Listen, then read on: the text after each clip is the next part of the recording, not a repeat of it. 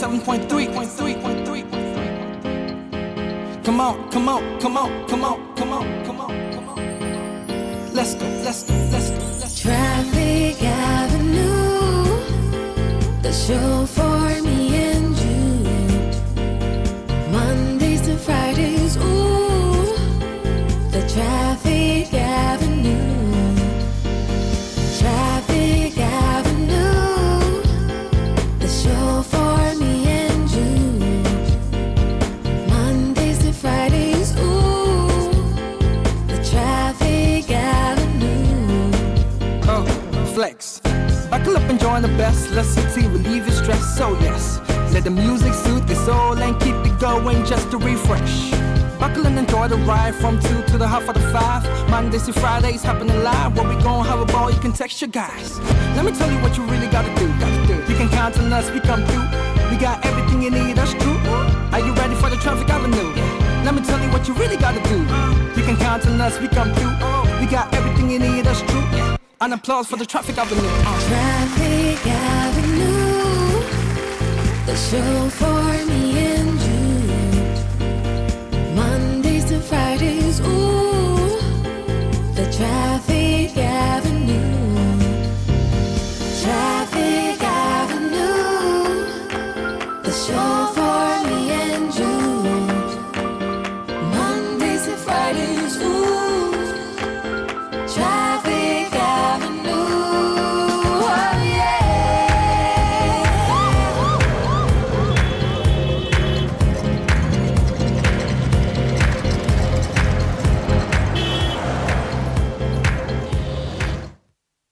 Detailed news, unparalleled coverage.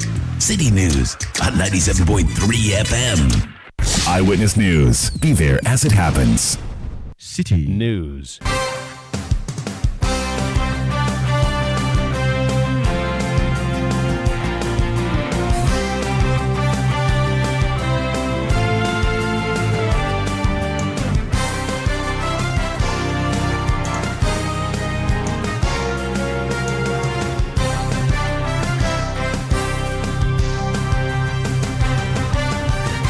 It's 17:30 GMT. This is Eyewitness News on 97.3 Citi FM. I am Umaru Sanda Amadou. Tonight, I'm here with Akosia Ochre.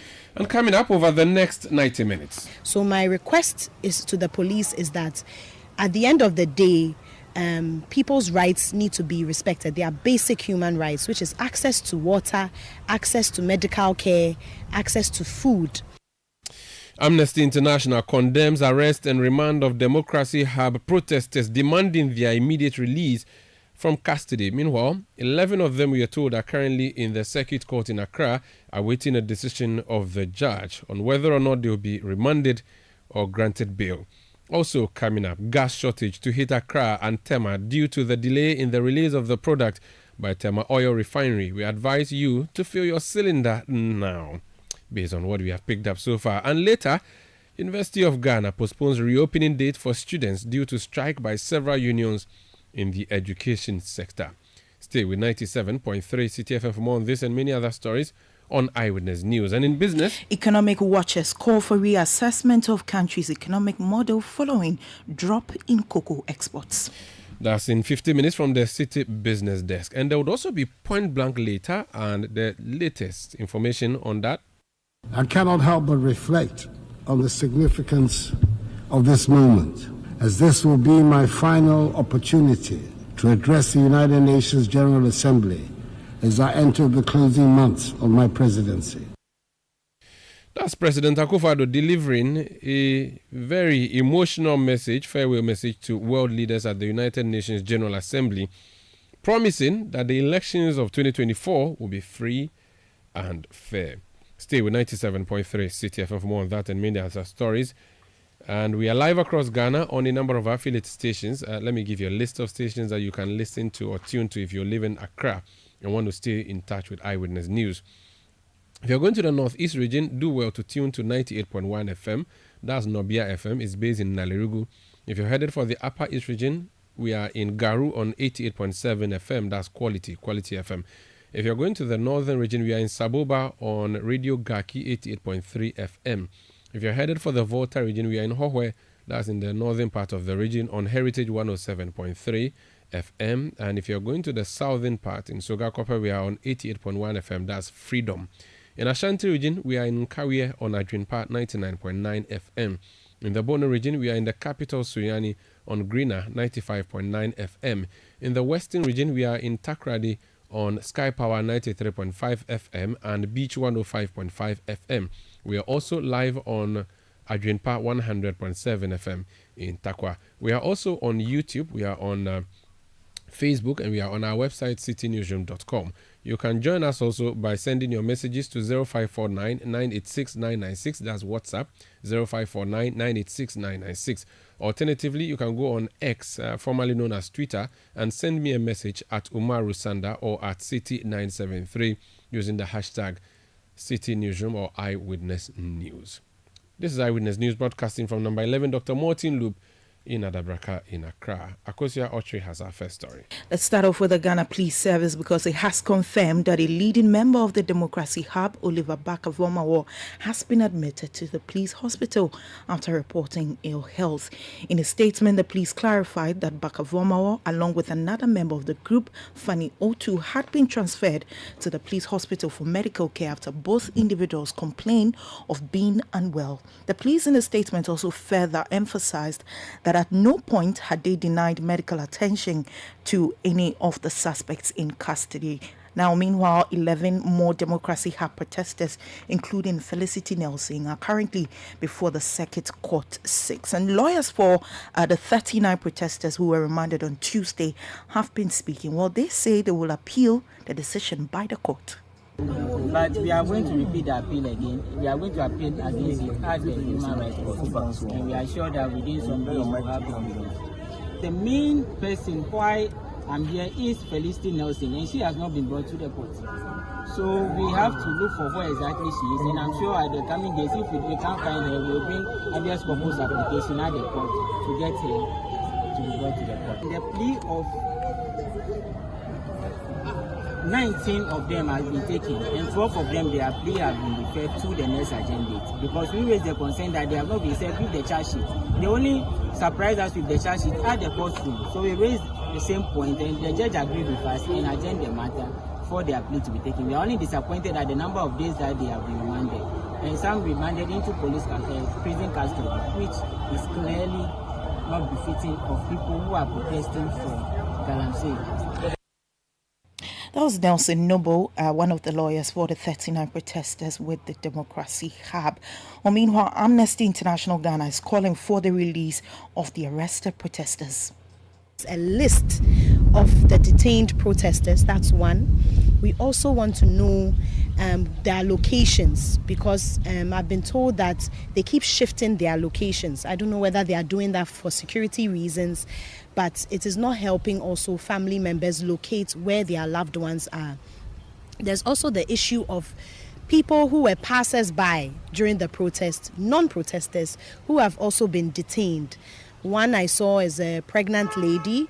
Another person I know has medical issues. I hear Oliver has a few medical issues and is being refused medical care. So my request is to the police is that at the end of the day, people's rights need to be respected. They are basic human rights, which is access to water, access to medical care, access to food, and access to their loved ones. I don't think it's right that you are sitting at home, fine, you have the right to protest, you go out on the streets, and now you are missing, declared missing, and you go to the police station and you're not getting information on your loved one. I don't think this is right for the police to do. So as Amnesty International, we acknowledge that the right to protest is a human right and it should be respected. It is under our 1992 Constitution and the Public Order Act. Unfortunately, how it stands today, it gives the police extreme power. Now, when I say extreme power, what do I mean? In terms of certain sections in the Public Order Act, the police can basically override a letter from an organization requesting to demonstrate, basically by sending an injuncture to the court. There are no timelines for when they send the injuncture. There are no timelines for when the injuncture can be stopped. So this honestly is an abuse of power. I believe also the protesters, some of them went to court yesterday. They weren't just charged under the Public Order Act. They were also charged under the Criminal Offences Act from what I read. And this is quite worrying because that means they can go do jail time of more than 1 year. In the Public Order Act is a maximum of 1 year. Under the Criminal Offences Act, it's more years. What wrong have they done? I understand that the protests went out of order to some extent, but they do not deserve the treatment being meted out to them currently. And we need to do better as a country. How does all this go a long way to dent the image of this country? Already we are not doing exactly well with human rights issues. I mean, it's like we do one step forward, one step back. We pass the affirmative action bill. The president has signed it into law. A step back is we haven't signed the witchcraft accusations bill into law. The Attorney General's office and the Office of the President need to look into reviewing of the Public Order Act. In fact, the Minister of Interior, because he's basically in charge of, the police. So this is something that we need to take up seriously. Otherwise, the police will continue to exercise this abuse of power. In the long run, citizens' right to protest, in what way is this all going to affect it in the near future? Well, we will never be affected. We'll continue to protest. That is our right. I believe that though we have the right to protest, if it's being infringed on, what happens is that you are getting people heated up and frustrated. And when people are heated up and frustrated, they will take to the streets. So this is not the solution to the challenge. There are other solutions out there that we need to look at. Amnesty International Ghana, currently, we launched the Protect the Protest campaign. And in fact, I must say the Office of the President was in support of it and supported the idea that we have to educate people on their right to protest, but also educate them on how to be safe during protests. Look at how passers-by were arrested, for example. We are also actually very soon, by end of this month, launching a documentary on the history of protests in Ghana. Now, this is going to be an extremely triggering documentary, documenting what protests have meant to Ghanaians. It's a way of putting positive impact. Protests have brought change into this world. There are several protests I can think about. Liberia had a protest when there was a rape issue about a 19-year-old man raping a 3-year-old girl, and it's declared a state of emergency. The president of Liberia declared a state of emergency through that. So as for protests, they will continue so far as there continues to be corruption, so far as there continues to be galamsey, illegal mining, so far as there continues to be a terrible, bad economic crisis, inflation. These are the reasons why people take to the streets. So government needs to focus on these issues. The manifestos that some of the parties have written, they always come, bring out their manifestos, give us promises. How far have we gone to question whether these promises will be fulfilled? What are the timelines? I think this is a time for CSOs to rise up and monitor whoever comes into power. The first 100 days, we need to be very, very watchful of it. Media houses, I thank you so much for the amount of pressure and amount of exposure you're giving to this particular protest. We've seen so many videos going around of abuse, videos of people's rights being infringed, and we need to do more as citizens. We need to be watchful and we need to expose the bad being done. It is often said that the moment you are arrested, some of your rights are curtailed. A number of citizens do not know which of their rights can be infringed upon or probably taken away from them, and so they just go with the flow. Yes. In this case, do you care to educate the public on what they should do when a police effects an arrest in this manner? Well, when you're arrested as a protester, first thing is you should definitely request legal representation. You should request to see your lawyer. Do not engage with the police. If they ask you questions, if they try and aggravate you, provoke you, try as much as possible not to engage with them, the first thing to do is ask for legal representation. It's the first thing to do. And I believe the protesters currently detained, they have been doing that. They are asking for legal representation. They are asking to see their family members. They are asking for food and water. I know there's also some form of thing going around that persons, I do not want to mention their names, but they are trying to curtail the support we are giving to some of the detained protesters. Yesterday, I know a number of people were going round to the various police stations because we don't know where they are. Going round to different police stations in Accra, trying to give food, water to those who have been detained. And now those people are being hunted down. Why? As of today, people are still being arrested in connection with the protest on Saturday. Why? So please, let us be careful. As a citizen, you have the right to legal representation. You have a right to call your lawyer to at least start engagements with you. And please try your best not to engage with the police when you are arrested. Just request for your rights, which is access to food, water, and definitely engagement with a family member to inform them of your whereabouts. Lastly, in some few minutes to come, the president will be addressing the United Nations Assembly. What are some of the key things you would want him to say to the General Assembly? Well, I would He really... will not hear you at this moment, though. Definitely not. Yeah. But, I mean, I would really, as he showed his support, because he did show his support for our launch for the campaign of Protect the Process. So that means he acknowledges that this is a very crucial campaign. I believe that he should definitely look more into the human rights issues that are being abused in Ghana. Press freedom has been curtailed. Civic space is shrinking. It's shrinking because of the power security forces have over the citizens. So this is something that the president needs to reflect on, and hopefully the political parties that are currently, pushing for power, they need to do better in terms of the human rights situation in Ghana. What are we doing for women's rights? We've passed the Affirmative Action Bill. What is next? We have passed the witchcraft accusations bill. It's not been assented to. Prison conditions. As of now, we are talking about 1 cedi 80 pesos for a meal for the whole day per prisoner. That cannot even buy a ball of kinky. So what are we doing to better the rights of citizens of Ghana?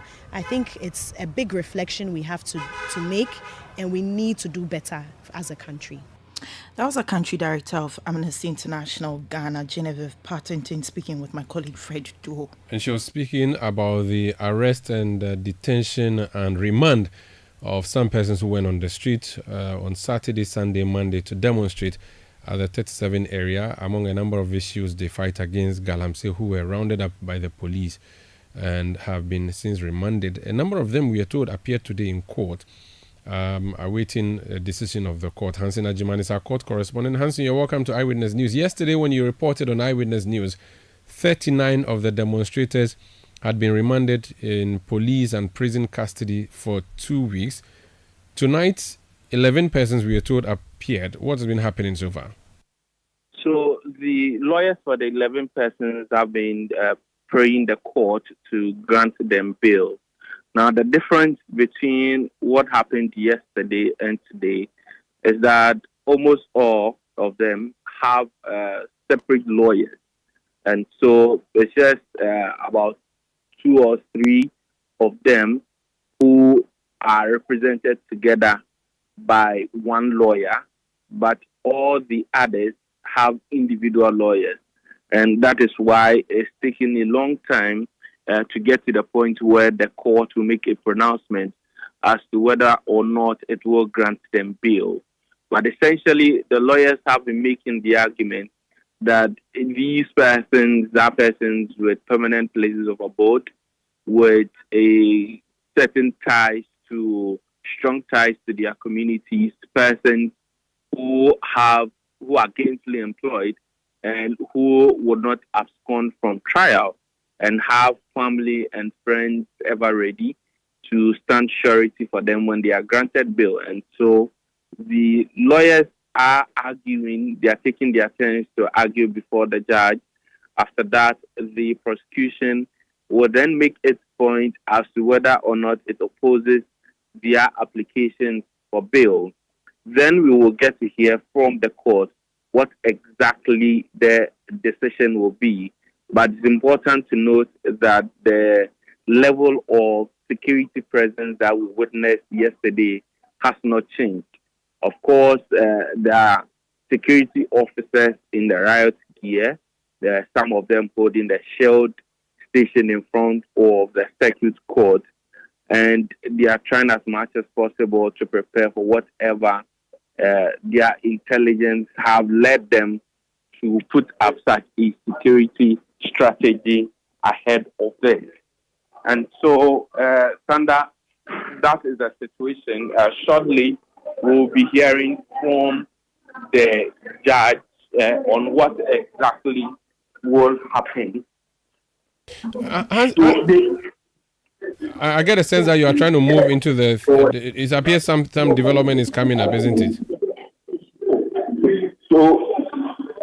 So what we have been, the judge has just they've concluded their arguments, and we are just picking up information that the judge would deliver his ruling on whether or not to grant a bail tomorrow. But they have been remanded to tomorrow, where a decision will be taken on them. And so as we speak, these 11 persons have been remanded for a day. That is for a day. That is so that the police currently are going to march them back into the bus. And so Felicity Nelson and the others who came to court today have been remanded for a day. Hansen, so these 11 are different from the ones who were remanded yesterday. What that means is that the number of protesters who have been arrested will be close to 50. Certainly. The charge sheets that we've seen today put the number that were supposed to be arraigned at 13. If you add that to the 40 who were expected to be arraigned yesterday, for which 39 were arraigned and a bench warrant was issued for one, it brings the number to 53. But we only have 11 today because 2 of them are not in court. Okay. Oliver Bakavomawo and another who are getting medical attention. Very well. Thank you so much, Hansen, for that information. That's Hansen Ajiman. Is our court correspondent reporting for us from the court. So yesterday, 39 persons were remanded into prison and police custody. So the difference, if you're remanded into prison custody, it means you'd be taken to any of our prisons. It could be in Sawam, Jamestown, Ashaford. Do we still have that? Akuse prison, those ones. You'd be sent there to serve the period that you are in remand for. However, if you're remanded into police custody, it means you'll be taken to a police station and put in a police cell. So that's the difference. Now, the 39 who were remanded yesterday, some were remanded to police custody, some were remanded into prison custody. Today, as you've just heard from Hansen there, 11 more were brought, including Felicity Nelson, a member of the Fix the Ghana group. They have also Fix the Country group. Now, they had to also went to argue for bail. The judge has not made a determination on whether to grant them bail yet. He has asked that they be remanded into police custody till tomorrow so that a determination would be made. This is Eyewitness News on 97.3 Citi FM, broadcasting from Adabraka in Accra. My name is Umaru Sandamadu, here with Akosia Ochri. When we come back, we have more stories, including Alan Chemantin joining the NDC on the campaign for an audit of the register. This is the Election Bureau. Eyewitness News. Be there as it happens. Hi, Aku. I just got the estimate for the home repairs. It's more than we expected. I'm really stressed about where to find the money. Why worry, Musa? You are a salaried worker. Haven't you heard about the GCB personal loan promo? They can give you up to 700,000 Ghana cedis in less than 24 hours at a significantly reduced interest rate and fees. Really? This sounds exciting, but is it easy to apply? Super easy. Skip the stress. Get the cash with the GCB personal loan promo with a 1-month repayment holiday. Just visit a GCB bank branch near you or call 0302-634-922. Toll free 0800-422-422. No hassle, no stress. Wow, I just got a notification. The loan is already in my account. That was fast. Skip the stress and get the cash you need with GCB personal loan. Visit a branch near you today. Terms and conditions apply. GCB Bank, your bank for life. Are you feeling tired after a hard day's work? Have you lost your appetite even for your favorite dish?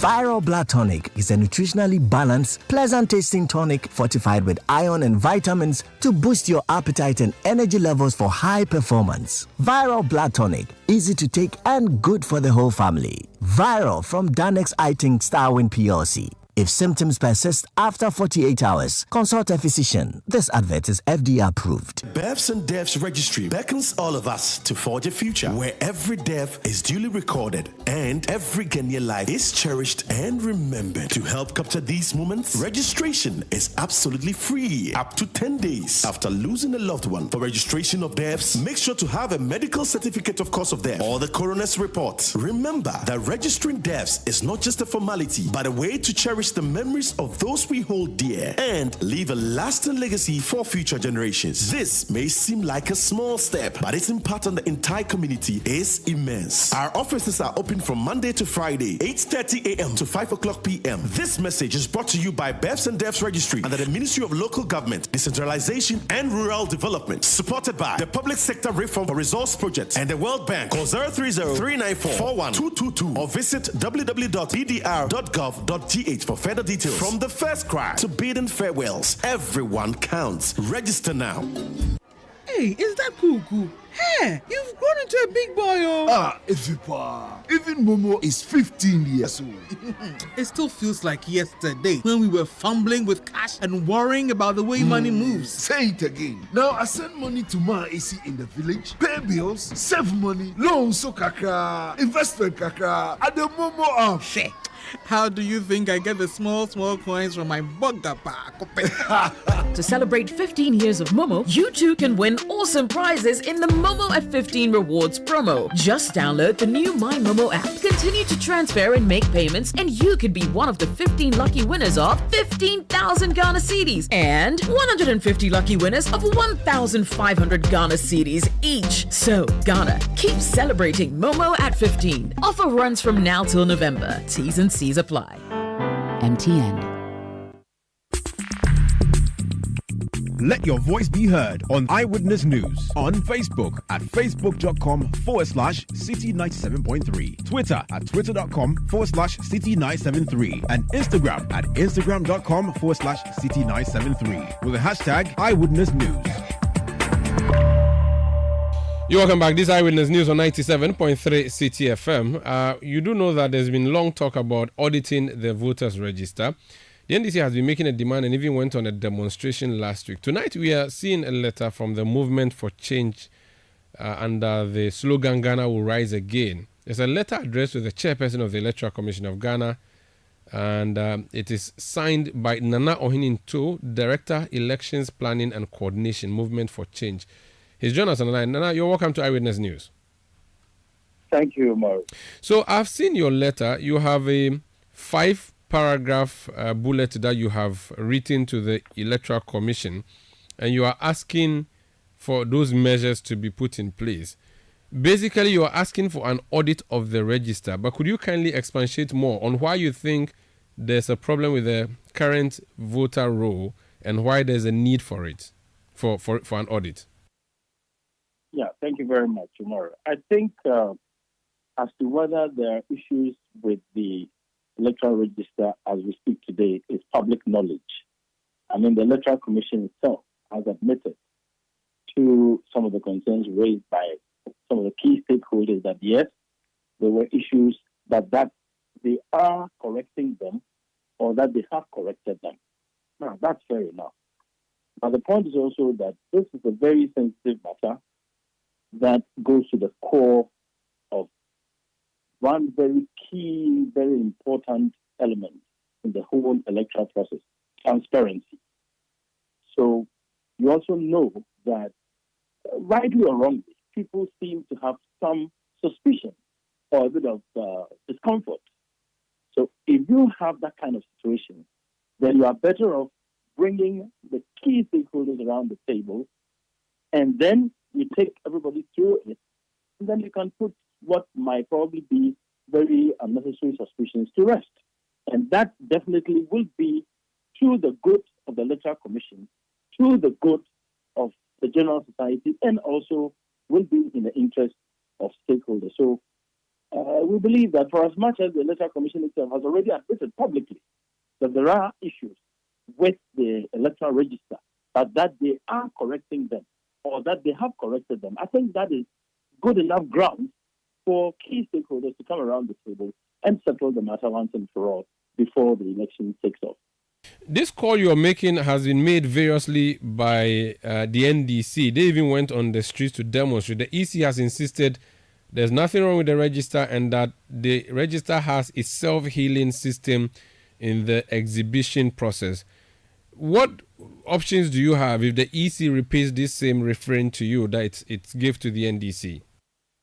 I do not expect that the EC would put on more or less a recalcitrant attitude, because the EC is working in the interest of all Ghanaians.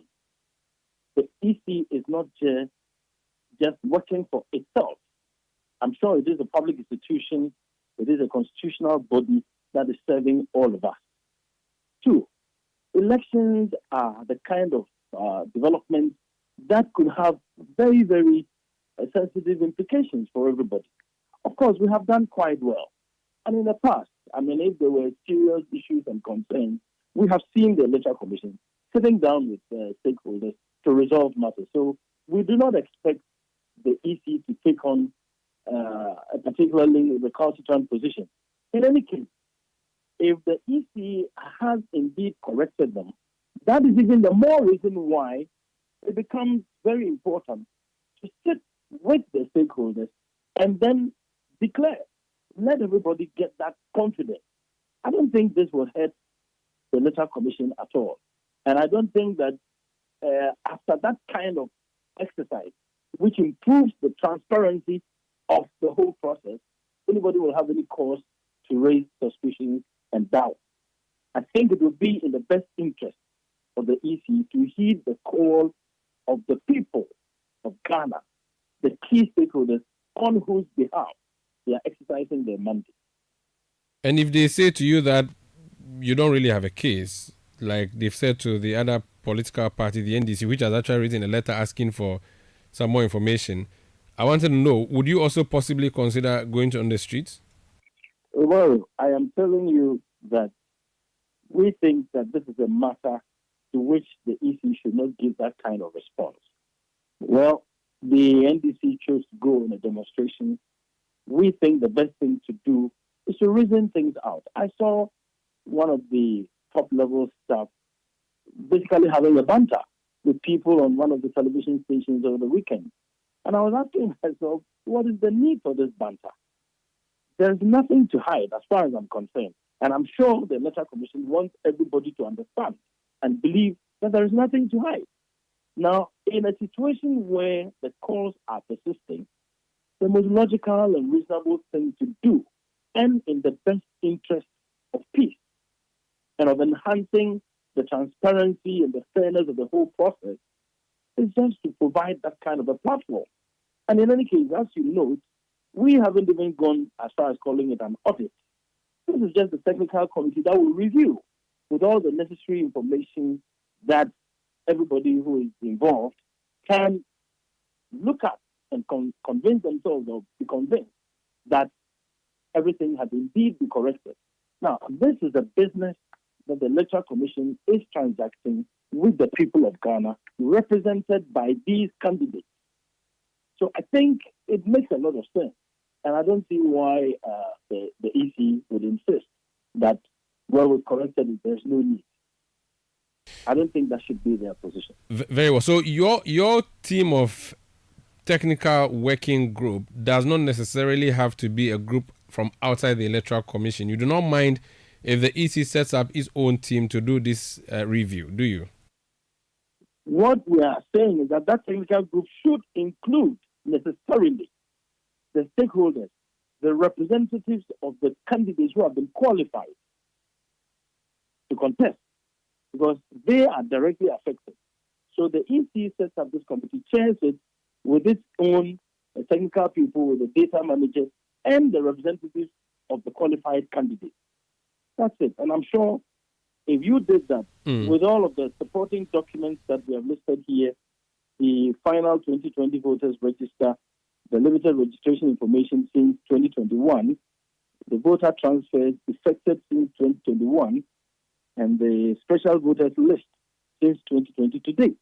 Now, if you have that fed by the EC itself, and everybody goes through this, compare with the final data that we have, I am sure it will go a very long way to ensure that people's confidence in the EC itself as a public institution in the upcoming election would be shored up to the good of all of us. Okay. As Ghanaians. It is said that if something is not broken, you don't need to fix it.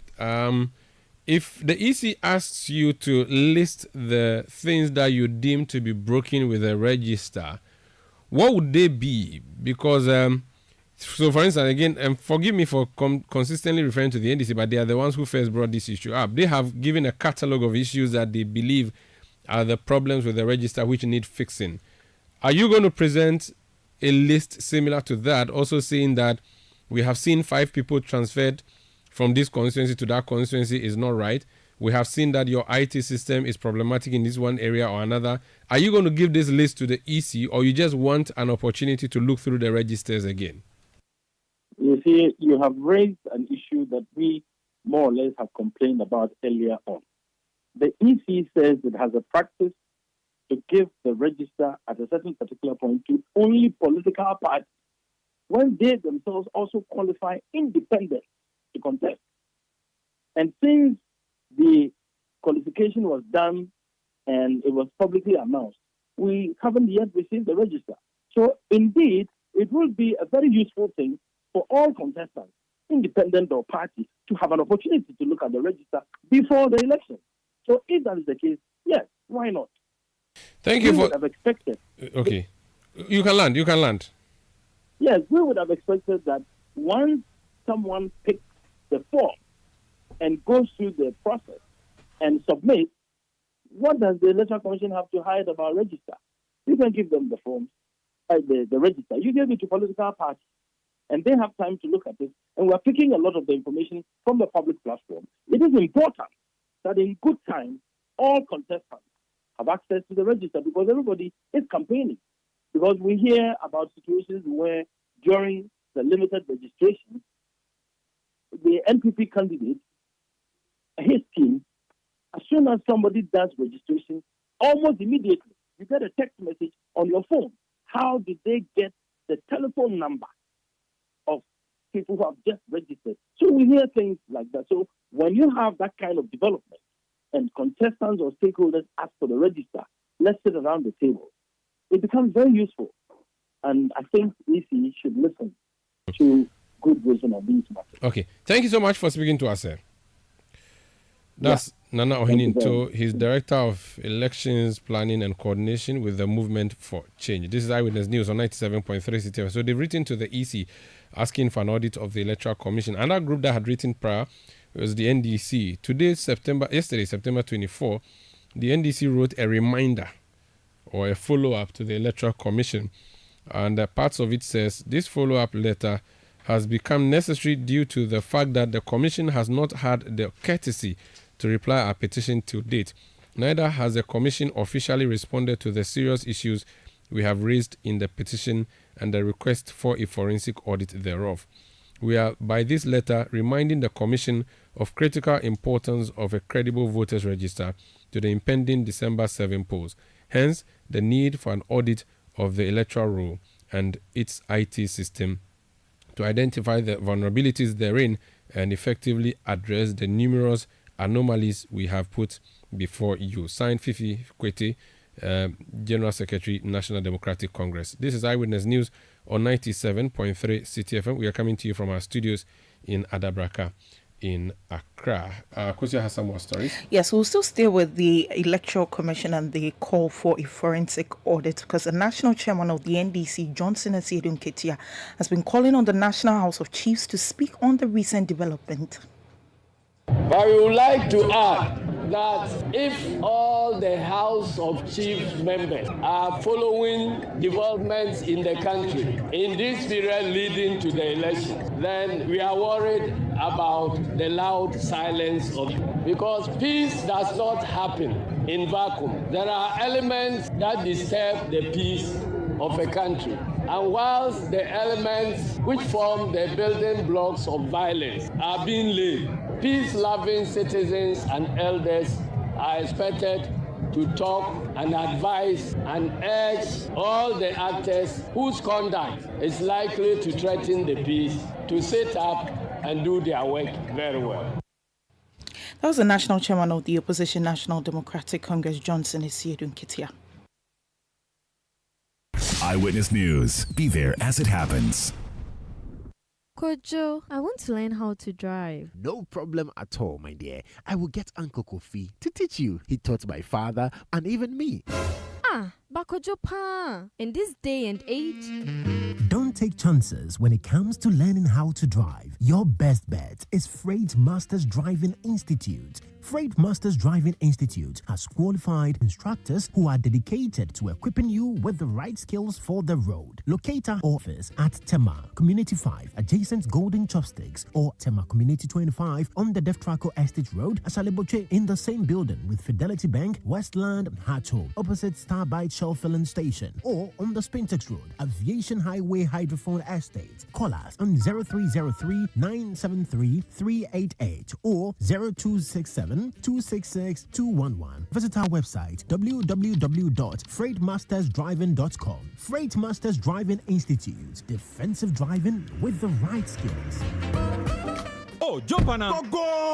Gugomi, at what time when you come back where I don't hear the sound of your car? Why you buy new car? No, I not change my car. It be the same, right? It be the fuel way I change. Way one shouts it. Ever since I started using the all-new Excellium Premium Fuel, fortified with 3-in-1 action. Oh, Joe, now my car they run like electric car. No, it's so. This is the type of fuel where they want to. Because now engine they cost. Where they want for way if I buy it, it go protect my engine. And with the small way I buy, I go drive, sir. Absolutely. It's like strapping a turbocharger to your engine and giving it a protector. And what they bust my mind, Seth, be the 3-in-1 action, no? Excellium, they prevent up to 99% of deposit. It be anti-wear, some be anti-corrosion. Won't pay when I open them. Hey, so where can I find this magical fuel? Just head over to any Total Energy service station and your car will thank you. Hey, then make a finish my gobe fast, then rush go Total Energies. My friend, but why your hand my gobe inside? I give you info. Make a fill the gobe too small. Go. Excellium is designed to protect your car engine, decrease fuel consumption, and lower CO2 emissions. Don't say fuel, say Excellium. Choose Excellium, choose quality.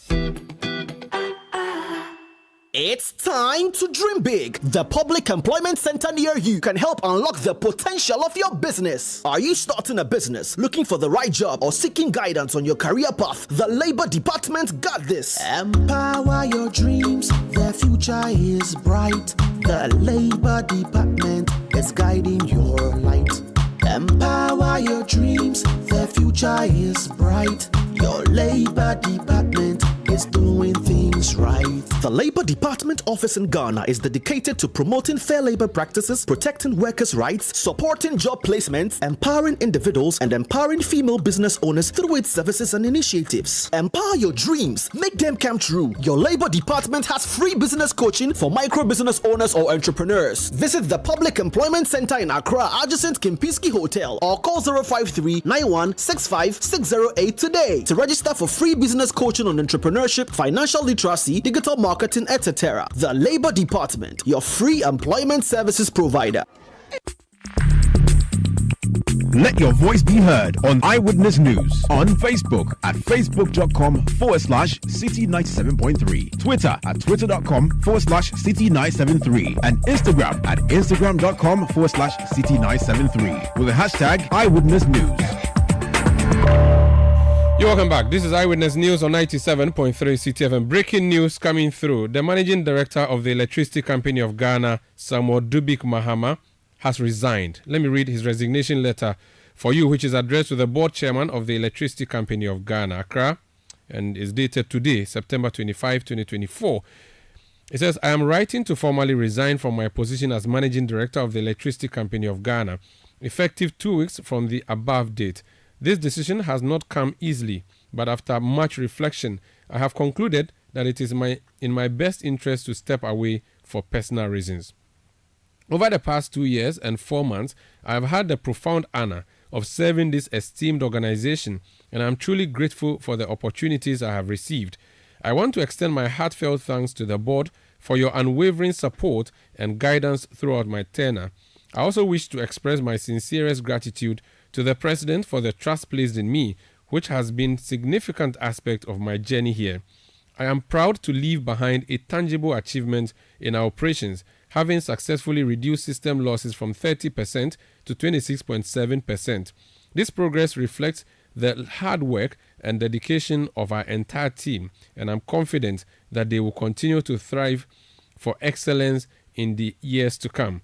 To my colleagues and staff, I urge you to keep pushing forward. Your commitment and passion for this company have been inspiring, and I have no doubt that you will provide steadfast support to whoever assumes my role. Your resilience and teamwork are vital to the future success of the Electricity Company of Ghana. As I embark on this new chapter in my life, I carry with me cherished memories and invaluable lessons learned from each of you. Thank you once again for the opportunity to be a part of this incredible organization. I look forward to watching the continued growth and success of the company. Warm regards, Samuel Dubik Masubiru Mahama, signed. So the letter that I've just read is a resignation letter addressed to the board chairman of the Electricity Company of Ghana.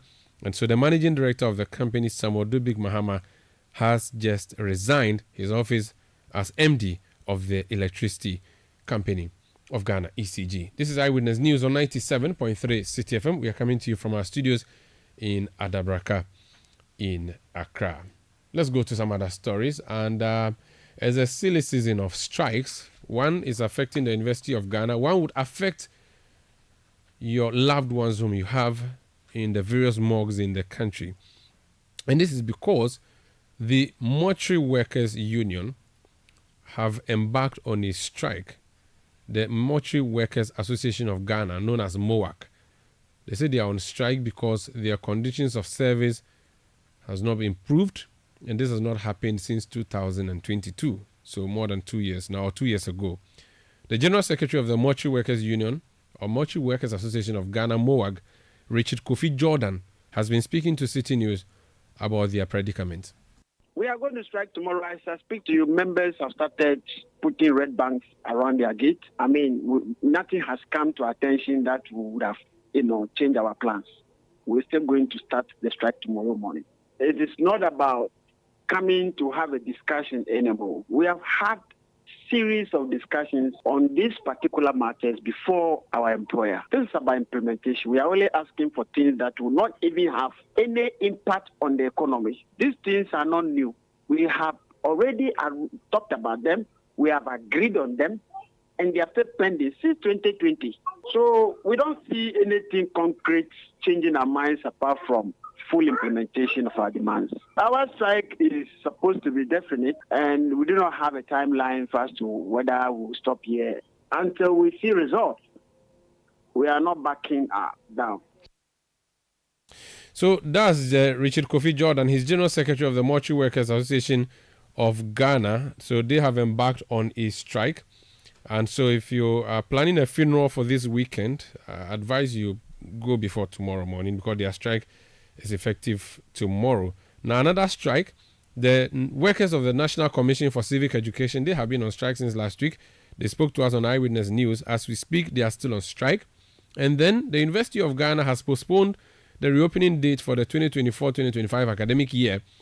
And this is again because of a strike. The University of Ghana has postponed the commencement of the 2024-2025 academic year following the ongoing strike action by various teacher unions. This decision was announced by the university's registrar on September 25, 2024. However, the University of Ghana stated that special programs will proceed as scheduled, emphasizing that a new date for the commencement of the 2024-2025 academic year will be announced in due course. So what that means is that if you're a student of the University of Ghana, hold on to going back to school. You can stop buying your provisions for now until your teachers return from strike.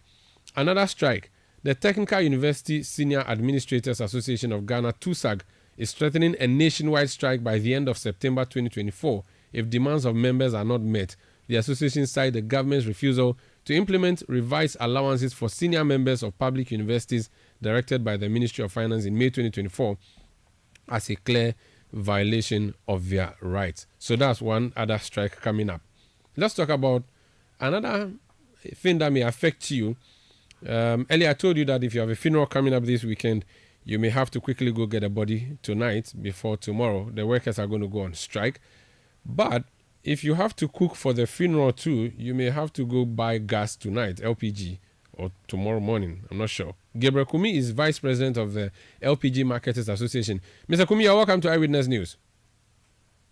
Thank you, my brother. How are you? I'm well. Gas shortage imminent. Why? Yes, because the BDCs are not releasing product onto the market. BDCs being bulk distributing companies, they are the ones who give to you for you to retail, correct? That's right. Is it that they cannot buy to give to you, or they have shipped it and the ship is not coming? What's happening? Our check indicates that a ship came in with about 11,000 metric tons last week. This product has been distributed to about 5 or 6 BDC depots. What it is that now they are now doing tender to bring in the LPG. So one company, the company that wins the tender, brings the product in bulk and distribute to the rest of the BDCs. After the distribution, there is a need for them to do reconciliation to ensure that the product that came in are the right quantity. This distribution was done over the weekend, and our information is that all the BDCs have reconciled their figures. It's left with TOR to reconcile its figures. And this reconciliation at TOR has been going on for the past 2 days, and that has not been completed. That is why the product. So if the reconciliation is not complete, they are not able to release the product onto the market. So the reconciliation has been done at Fuel Trade. It has been done at Metris Depot. For the past 2 days, they've been at home, and that is what is holding up everybody, and that is what is holding up the BDCs from selling the product to us, so we can also serve our consumers. How much product do you have? What I mean is that how much time do we have for those of us who want to buy? As it is now, we are not even sure when that reconciliation is going to be completed, because, like I said, in fact, for the past almost 2 weeks now, LPG supply onto the market has not been very good. This is because last month, at Tuabo Gas Processing Plant, that we take about 50% of our LPG consumption from, shut down for 3 weeks for routine maintenance. We all had to depend on import from Tema. So that really dried up what we had in Tema. So fortunately, we understand about 11,000 metric tons came in last week. This was discharged into the depots over the weekend. So we were expecting that even Monday being a holiday, because of the short, acute nature of supply in the system, BDCs will start working. But we were told they were not going to work because risk reconciliation was going to go on. Yesterday, we checked from all the BDCs, they have products, but our understanding was that reconciliation was still going on. We checked again this morning, and our understanding was that all the BDCs, all other BDCs except Stemma Oil Refinery, is still struggling with reconciliation. So as we speak now, Tor is the only depot which is holding everybody from supplying LPG onto the market. Now, if I were a consumer and maybe my cylinder is getting to empty, what would be your advice to me? We are very hopeful that whatever reconciliation is being done, I mean, these are figures. So they will just record the figures as they are, and the reconciliation can still go on while the product is supplied onto the market. We don't see why that should hold the whole country. Reconciliation with Temoy refinery should hold the whole country to ransom and then starve consumers of the product. So we will appeal to the management of Tor to immediately ensure that, because we check from all the BDCs, all of them are having products, about 5 depots. All of them are having the product and are ready to go onto the market. But they say not until the reconciliation at Tor is done, they cannot also go onto the market. So we don't want that alone to be, Tor alone to be a stumbling block to everybody and starve the whole country of such an important commodity like LPG. So we appeal to them, and we appeal to National Petroleum Authority to step in and ensure that those figures are recorded while the reconciliation go on, while the market is at the same time being stepped. Because if we are not able to go onto the market tomorrow and it goes on to Friday, we will have Saturday, Sunday coming. And we will struggle cooking our banku and our fufu this weekend. Very well. Thank you so much for speaking to us. We pray that it works. Gabriel Kumi there, he's Vice President of the LPG Marketers Association. This is Eyewitness News on 97.3 Citi FM. Nana Addo Akufo-Addo has been President of Ghana since 2017. By the law, by the Constitution, he cannot serve more than 8 years consecutively. Or not consecutive, but like 2 terms, which is up to 8 years. That 8 years expires on January 6, 2025 into January 7, 2025. So, as president of the land, he has been going to the United Nations General Assembly to deliver a speech to world leaders on our behalf. Tonight, he has been doing that on a very emotional note as he bids farewells to them. His last speech at the UN General Assembly. And he also assured them that there will be free and fair elections here in Ghana. Let's listen to him. In Ghana, however, we will remain resolute in our commitment to democracy. As my presidency draws to a close, I want to assure this assembly that the upcoming 2024 elections in Ghana will be free, fair, and transparent. Ghanaians have demonstrated time and again in the last 3 decades their strong attachment to democracy, which they will not permit to be undermined. The Electoral Commission, supported by Ghana's security services, is well equipped to ensure that the will of the Ghanaian people is respected. Ghana has long been a beacon of democracy in Africa, and we intend to keep it that way. The 2024 elections will be proof of our enduring adherence to the rule of law, transparency, and the principles of democratic accountability that have guided our nation in recent decades.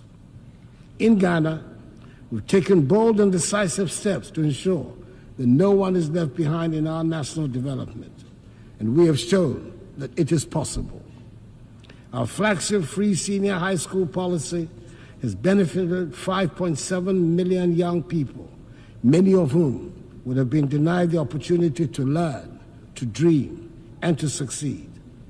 This initiative has transformed the lives of millions, positioning the next generation of Ghanaians to take their place as leaders in the global economy. But this is just the beginning. We need a global commitment to ensure that every child, no matter where they are born, has access to quality education. A world where children are left unprepared for the challenges ahead is not a just world. Beyond education, we've also prioritized health care for our people. Through Agenda 111, my government has embarked on the largest ever healthcare infrastructure project in Ghana's history. This initiative is constructing 111 hospitals across the country, ensuring that even the most remote regions have access to modern healthcare facilities. This is part of our broader goal of ensuring that no one in Ghana is left without the basic right to help. We've also taken significant steps to boost food security and economic growth through the Program for Planting for Food and Jobs. This initiative has improved food production, created jobs and enhanced incomes for millions of Ghanaians. It is a clear demonstration that with the right policies and investments, we can transform our agricultural sector and ensure that no one goes hungry. In the same vein, our one district, one factory policy is transforming the industrial landscape of the nation, generating the structural transformation of our economy, which is our major strategic objective. That's President Nana Addo Dankwa Akufo-Addo speaking at the United Nations General Assembly. This is Eyewitness News on 97.3 Citi FM. Up next is Business News with Akosua Ochri. There will be no point blank tonight. Instead, the City Sports team will be joining us in studio to bring us a live game, live EPL match between Liverpool and West Ham. So Eyewitness News is effectively over. Have a good night. Eyewitness News. Be there as it happens. Hey, is that cool? Hey, you've grown into a big boy, oh. Ifepa. Even Momo is 15 years old. It still feels like yesterday when we were fumbling with cash and worrying about the way money moves. Say it again. Now I send money to my AC in the village, pay bills, save money, loan so kaka, investment kaka, at the Momo app. Shit. How do you think I get the small coins from my bugger pack? To celebrate 15 years of Momo, you too can win awesome prizes in the Momo at 15 rewards promo. Just download the new My Momo app, continue to transfer and make payments, and you could be one of the 15 lucky winners of 15,000 Ghana cedis and 150 lucky winners of 1,500 Ghana cedis each. So, Ghana, keep celebrating Momo at 15. Offer runs from now till November. T's and C's apply. MTN. So Hajiya Wache didn't come today too? Her doctor just left here. She said Hajiya went to the hospital and they found out she has malaria. Why? Doesn't she sleep under an insecticide-treated net? Madam, as for the net, sleeping under is uncomfortable. Oh, please. The treated net works, Papa. If you sleep under it every night and throughout the night. Oh yes, when you get it fresh, remove and dry it for at least 2 or more days in the shade. And make sure you tuck it under the bed or mat properly. Then you sleep under it. During the day, tie or roll it nicely to prevent damage and sew up every small hole you find in it. When your treated net gets dirty, wash it gently with mild bar soap and hang it under the shade to dry. It can be washed 20 times and can last 3 years. Wow, but the heat? The heat is mostly from our room. Either our windows are too small or closed. Just open for air to enter. Follow the process of caring for the insecticide-treated net and sleeping under it. Let's all come on board Good Life to eliminate malaria now. Good Life. Live it well. It's an everyday thing. This message is brought to you by Ghana Health Service and partners with support from USAID. Oh, jump on now. Go, the go. Gugomi, at what time when you come back, we are not hear the sound of your car? Why you buy new car? No, I not change my car. It be the same, right? It be the fuel way I change. Way one shouts it. Ever since I started using the all-new Excellium Premium Fuel, fortified with 3-in-1 action. Oh, Joe, now my car they run like electric car. No, it's so. This is the type of fuel where they want to. Because now engine they cost. Where they want for way if I buy it, it go protect my engine. And with the small way I buy, I go drive, sir. Absolutely. It's like strapping a turbocharger to your engine and giving it a protector. And what they bust my mind, Seth, be the 3-in-1 action, no? Excellium, they prevent up to 99% of deposit. It be anti-wear, some be anti-corrosion. Won't pay when I open them. Hey, so where can I find this magical fuel? Just head over to any Total Energy service station and your car will thank you. Hey, they make a finish my gobe fast, then rush go Total Energies. My friend, but why your hand my gobe inside? I give you info. Make a fill the gobe too small. Go! Excellium is designed to protect your car engine, decrease fuel consumption, and lower CO2 emissions. Don't say fuel, say Excellium. Choose Excellium, choose quality. Hey, is that cool? Hey, you've grown into a big boy, Ifepa. Even Momo is 15 years old. It still feels like yesterday when we were fumbling with cash and worrying about the way money moves. Say it again. Now I send money to my AC in the village, pay bills, save money, loan so kaka, investment kaka, at the Momo app. Shit. How do you think I get the small coins from my bugger pack? To celebrate 15 years of Momo, you too can win awesome prizes in the Momo at 15 Rewards promo. Just download the new My Momo app, continue to transfer and make payments, and you could be one of the 15 lucky winners of 15,000 Ghana cedis and 150 lucky winners of 1,500 Ghana cedis each. So, Ghana, keep celebrating Momo at 15. Offer runs from now till November. T's and C's apply. MTN.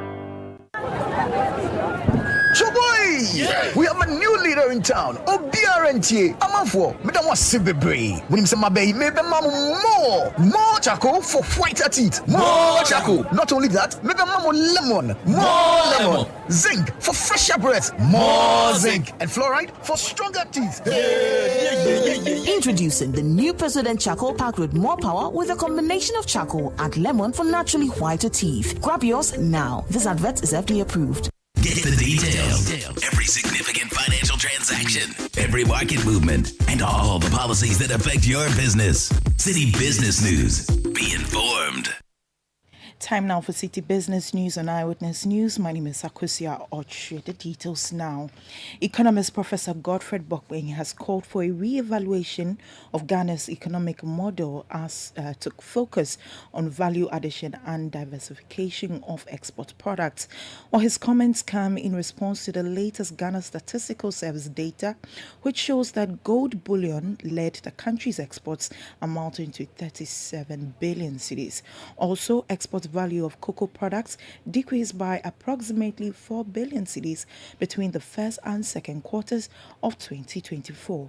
While speaking to City Business News, Professor Bokwing expressed concern that global demand for cocoa should or could actually shift to alternative suppliers as other countries increase their presence in the market. Not only that, over the years, we have not added much value to our cocoa beans. We are even failing as a country to export more raw beans, and that is not good. And it's simply because of neglect. It's simply because there is cheap substitutes in terms of policymakers and the political economy, because galamsey comes in handy. There is a gold, there's a whole value chain to ensure that the gold continues. There's a state protection, okay? The political economy is profiting from it, and therefore we are not focusing much on gold. But don't forget, the world may not suffer that much because other countries are also entering the market right now in terms of exporting cocoa from South America and the rest of them. So we need to rethink our economic model. And rethinking our economic model would entail, we need to ask ourselves, do we want to do more of the same, or we do value addition? That was voice of economist Professor Godfred Bokwing. Now, while the country recorded a dip in the export value of cocoa for the fifth time running, cocoa farmers say they are not surprised by the trend as the government has failed to tackle the pressing issues within the sector. Francis Taino is the president of the Mankron Cocoa Farmers Cooperative, and he has been speaking to City Business News. Looking at the statistics that has come out from the statistician, currently the cocoa price on the world market is $7,960 per ton. And when you convert it into Ghana cedis, the price per bag in Ghana is still be more than 7,000 Ghana cedis per bag. So if you look at currently what the government is giving cocoa farmers, around 3,000, we are still below the best. And so those projections is still not going to affect in the world market. It's still not going to affect cocoa board. It's not going to affect cocoa farmers. So cocoa farmers, you see, I'm not surprised although, because the cocoa price since last year has not been stable. And we are aware that the price will not be stable. Francis Taino speaking there. He's president of the Mankron Cocoa Farmers Cooperative. Now, extractive sector analyst Dr. Steve Mantiao is casting doubt about the possibility of a minerals development bank improving financial intermediation in the mining industry. While he foresees potential challenges regarding transparency and governance if such a dedicated bank is not properly managed. Dr. Steve Mantiao tells City Business News a specialized bank will be rendered redundant because they are already financial institutions capable of supporting the mining sector. It doesn't really sit well with me that you collapse about 13 to 14 banks in this country to come and set up another bank to achieve the objective of providing finance to the mining sector. I have suggested in private conversations as feedback to consider using existing financial infrastructure. We recently set up the Ghana Development Bank. We also have in existence the National Investment Bank. What is it that you want to do that you couldn't use these two banks to do, and avoid the cost that comes with setting up an entirely new bank, especially when you are under an IMF program? That was Steve Mantiao, an extractive sector analyst. Now, Ghana has secured the 4th spot in sub-Saharan Africa for growth in digital bank account ownership, according to Fitch Solutions. Well, however, the country, while it witnessed significant growth, still lags behind global peers in terms of digital banking penetration. We have more in the following report. Between 2011 and 2022, digital bank accounts, including mobile money, grew by 40%, with ownership rates now surpassing 60%. Mauritius leads the region with over 90% growth, followed by South Africa with 82% and Kenya 74%. Following Ghana, Senegal ranked 5th with 54% increase, while Tanzania, Ivory Coast, Ethiopia and Nigeria completed the top 9. In its report titled Navigating the Digital Banking Landscape in Sub-Saharan Africa, Fitch Solution highlighted the continent's unique position, while Sub-Saharan Africa has lagged behind other regions in traditional banking development. It leads in digital banking innovation, driven by factors such as the proliferation of mobile phones, improved internet connectivity, and supportive regulatory environment. That was a news desk report filed by Emmanuel Opong. And finally, Fan Milk Ghana has launched the Fan Milk School Caravan in Kumasi, aimed at promoting healthy snacking and proper waste management among students. Well, this initiative, which began in 2018, aligns with Danone's One Planet, One Health ethos, emphasizing the interconnectedness of the planet and its people. The caravan has, over the period, collected over 4 million wrappers, fostering hygiene and environmental sustainability. Or since its inception, it has positively impacted over 300,000 students in Greater Accra alone. Or students and staff of Amakrum SDA School expressed their excitement as first beneficiaries of the initiative in the Ashanti region. The Fan Milk School Caravan, in partnership with the Ghana Education Service, plans to expand its reach beyond the initial 50 schools to 100 schools in Accra and Kumasi. Here's the Managing Director of Fan Milk PLC, Lionel Parent. It's all about, engaging the students, building the next generation, about healthy snacking and sanitation. As you can see, you can drink fizzy drink, carbonated soft drink, candies, but eating that between meals once in a while could be okay, but every day is not good. So in your everyday nutrition, product like fruits, vegetables, yogurt, like the product of Fan Milk, is what should be part of the diet of a good student who wants to grow in a healthy way. And the second part, the packaging. We know that, if you throw packaging in the nature, in the future down the line, we are damaging the planet. So it's also the school caravan is to raise the awareness among the students about recycling, that we should segregate what shouldn't be in the nature, that should be in a specific bins for recycling to give a second life to the packaging. And when you look at the street of Ghana, if you compare to other countries, because I've been traveling a lot of countries, it's way more clean. That means people are fully aware that throwing the packaging, the plastic in the nature is wrong. So you can see it every day. It's not only Fan Milk. I think the overall industry is taking part of this journey that we should recycle, we shouldn't throw away in the streets our litters, we shouldn't throw away plastic in the streets. That was Managing Director of Fan Milk PLC, Lionel Parent, ending today's edition of the City Business News on Eyewitness News. My name is Akosia Oche. Do have a good evening. City News. We speak first. Reach our hotline on 0302-224959 and get interactive on Facebook, City 97.3 FM, and on Twitter at City 973.